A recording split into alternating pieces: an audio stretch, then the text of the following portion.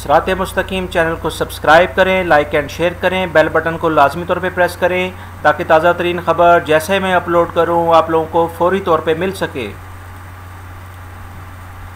अस्सलाम वालेकुम दोस्तों, एक बहुत इंपॉर्टेंट पॉइंट मैं आप लोगों से डिस्कस करना चाह रहा हूं। सब लोग जो कि किसी शिरके में काम करते हैं या किसी कफ़ील के पास काम करते हैं, उनमें से अक्सरियत की सैलरी जो है उनके बैंकों में आती है। तो अक्सर ये देखने में आया है कि लोगों की लंबी लंबी लाइनें लगी होती हैं। उनसे पूछा जाता है क्या वजूहत है, उनका बैंक अकाउंट फ्रीज़ हो गया है, फ्रोज़न हो गया है, जिसका उनको मैसेज भी आता है, मगर वो उसके बावजूद वो अकाउंट का अपना अकामा भी वहाँ जाके जमा कराते हैं, जिसके बावजूद भी उनका कुछ और वजूहत की वजह से भी बैंक उनका अकामा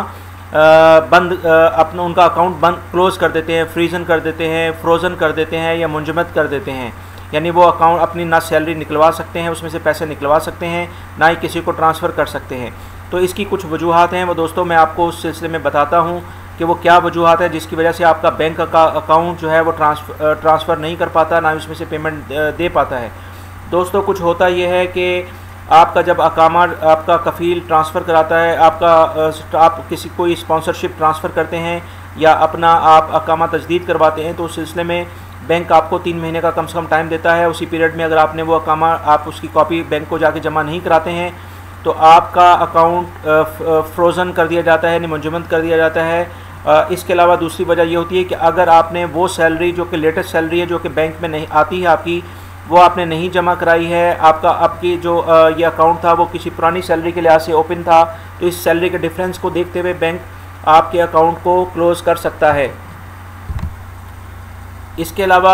अगर आपने इस तरह से आपको ऑफ़र लेटर और अकामा वगैरह अपना लेटेस्ट जो आपके पास है वो आपको देना पड़ेगा ताकि आपका फ्रोज़न अकाउंट अगर है तो उस सिलसिले में आपका वो ना हो। उस चौथा पॉइंट ये हो सकता है कि अगर आपने अपने बैंक के अंदर कोई ऐसी जो सस्पिशियस या धोखाधड़ी वाली कोई ट्रांजैक्शन की है जिसका बैंक को कोई डाउट है, तो इस सिलसिले में भी आपका अकाउंट जो है वो ट्रांजैक्शन आपको बंद कर देगा, उस सिलसिले में भी आपका अकाउंट ये बंद कर दिया जाएगा। तो इस सिलसिले में मोहतात रहें कि कोई ऐसी सस्पिशियस ट्रांजैक्शन ना करें। अगर कोई आपसे कहता है कि जी ये मुझे किसी बंदे को पैसे ट्रांसफ़र करने हैं, प्लीज़ ज़रा ये 500 रियाल ले लें और इसको ट्रांसफ़र कर दें, और तो आप किसी सूरत में किसी की गैर जानने वाले बंदे की ट्रांजैक्शन ना करें, ये तो बाद में आपको बहुत बड़ी प्रॉब्लम में फंस सकते हैं। उसके अलावा एक इम्पॉर्टेंट पॉइंट ये है कि 6 महीने तक अगर आपने अपने बैंक के अकाउंट से कोई ट्रांजैक्शन नहीं की है, not a single transaction from last 6 month, तो भी बैंक आपका अकाउंट जो है उसको